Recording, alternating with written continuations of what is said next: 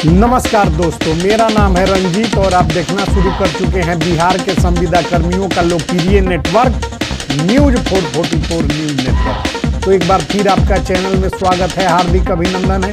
तो आज की और अभी की महत्वपूर्ण खबर आज जो है कि बिहार सरकार के जो है कि पंचायती राज विभाग के द्वारा बिहार में वंशावली बनाए जाने को लेकर पूरी प्रक्रिया का निर्धारण किया गया है। प्रक्रिया क्या है, कैसे जो है कि बिहार में अब वंशावली बनेगा। बिहार में वंशावली बनना अब जो है कि इतना आसान बात नहीं रह गया, उसकी जो है कि पूरी जांच और पड़ताल करने हेतु नियम बनाए गए हैं।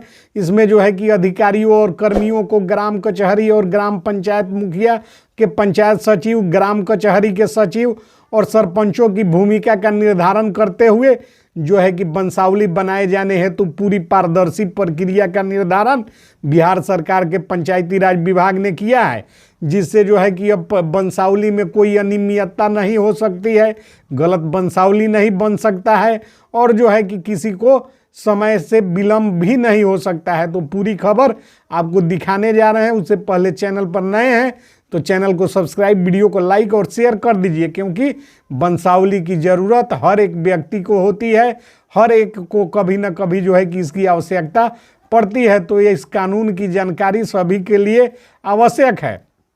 तो दोस्तों, बिहार सरकार पंचायती राज विभाग के जो अपर मुख्य सचिव हैं मिहिर कुमार सिंह, उन्होंने जो है कि पत्र सभी जिला पदाधिकारी, सभी उप विकास आयुक्त, सभी जिला परिषद के कार्यपालक पदाधिकारी और सभी जिला पंचायत राज पदाधिकारी को भेजे हैं, जिसमें उसने वंशावली का परफॉर्मा भी संलग्न है। पत्र में क्या बातें कही गई है और किन प्रक्रियाओं का निर्धारण किया गया है।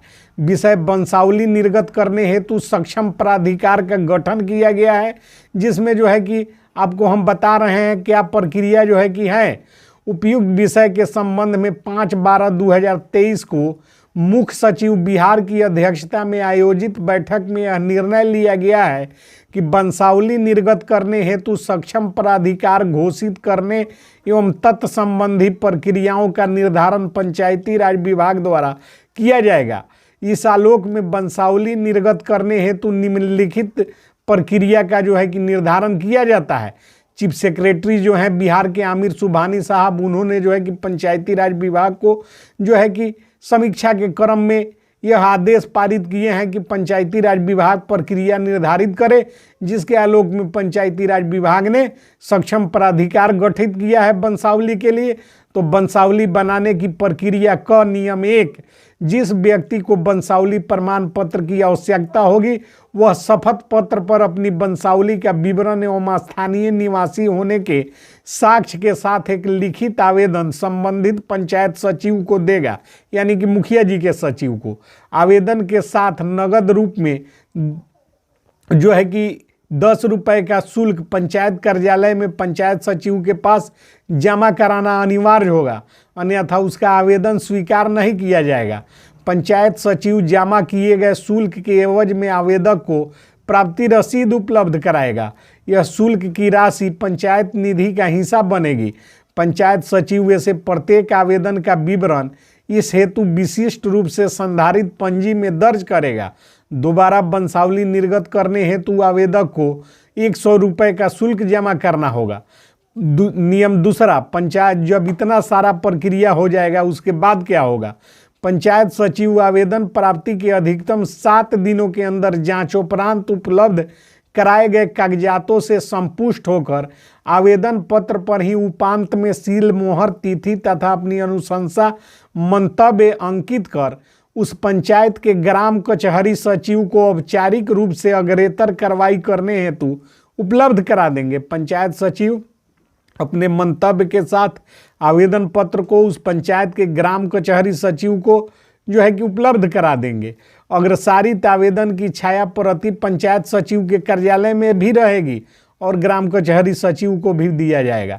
अब जो है कि नियम 3 में ग्राम कचहरी सचिव पंचायत सचिव से प्राप्त ऐसे आवेदन को अपने स्तर पर संधारित पंजी में पूर्ण विवरण के साथ दर्ज करेंगे और उसे अविलंब ग्राम कचहरी सरपंच के पास स्वीकृति हेतु उपस्थापित करेंगे। ग्राम कचहरी सचिव के पास भी एक पंजी होगी जिसमें उसका पूरा ब्यौरा जो है कि वो अंकित करेंगे और उसको जो है कि 7 दिनों के अंदर सरपंच के पास जो है कि लेकर जाएंगे और उसकी स्वीकृति के लिए सरपंच के पास उपस्थापित करेंगे।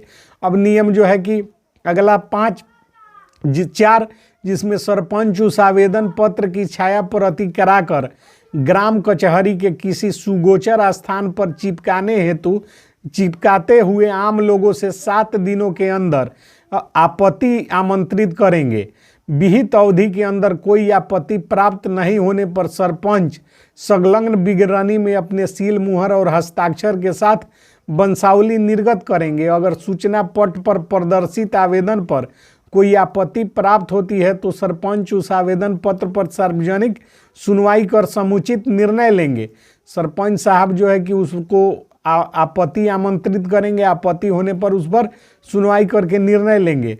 वंशावली की 2 प्रतियां तैयार की जाएगी। वंशावली की दोनों प्रतियां सभी कागजातों सहित ग्राम पंचायत को वापस की जाएगी। सीधे जो है सरपंच साहब उसको नहीं देंगे, 2 प्रति में सील मोहर मारकर हस्ताक्षर कर उस कागज को जो है कि ग्राम पंचायत सचिव को वापस दी जाएगी। ग्राम कचहरी सचिव उक्त वंशावली की छाया प्रति अपने कार्यालय अभिलेख हेतु सुरक्षित रख सकेंगे। यानी कि ग्राम कचहरी सचिव को बनाकर सरपंच साहब दे देंगे कि आप इसको लेकर जाइए पंचायत सचिव के पास, और उसको जो है कि छाया प्रति कराकर कचहरी सचिव को अपने रिकॉर्ड में रखना होगा। और ग्राम कचहरी सचिव उस वंशावली की छाया प्रति अपने कार्यालय अभिलेख के रूप में सुरक्षित रख सकेंगे। सरपंच के पास सरपंच से वंशावली प्राप्त हो जाने पर पंचायत सचिव एक प्रति पर अपना प्रति हस्ताक्षर काउंटर सिग्नेचर कर दूसरी प्रति को आवेदक का हस्ताक्षर प्राप्त कर उसे हस्तगत करा देंगे। यानी कि वंशावली जमा भी होगा पंचायत सचिव के पास, मिलेगा भी पंचायत सचिव से।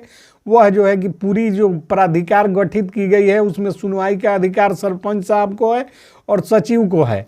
और जो है कि दूसरी प्रति में आवेदक का हस्ताक्षर प्राप्त कर उसे हस्तगत करा देंगे। दूसरी प्रति के आधार पर पारिवारिक पंजी में उसका पूर्ण विवरण अंकित रहेगा। दूसरी प्रति तथा मूल आवेदन एवं उसके साथ संलग्न कागजातों को ग्राम पंचायत कार्यालय में सुरक्षित रखने की जिम्मेवारी ग्राम पंचायत सचिव को होगी।